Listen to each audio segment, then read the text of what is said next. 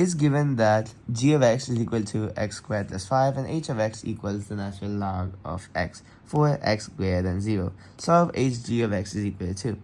So hg of x is a composite function, which is h of g of x. So basically you take g of x and then take h of whatever you get from g of x. So we can substitute this g of x here, and therefore we'll get h of x squared plus 5 is equal to 2. And now we can write h of x equals ln x, so we can substitute this because this is the input into here.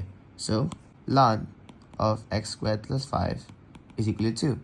And therefore we can take e to the power of both sides, and we can write this as x squared plus 5 is equal to e squared, and x squared is equal to e squared minus 5, and therefore x is going to be equal to the square root of e squared minus 5, and of course this has to be plus or minus.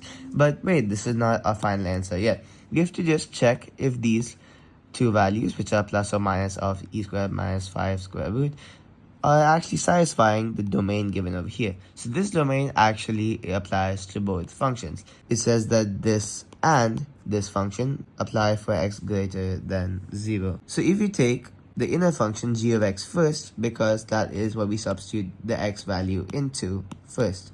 So we need x greater than 0.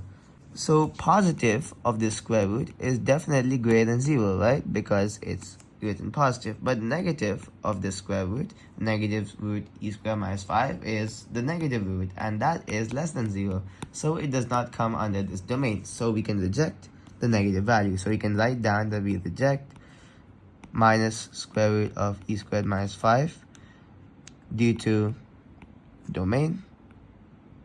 And now we can write x is equal to just the positive square root of e squared minus 5, which is our answer.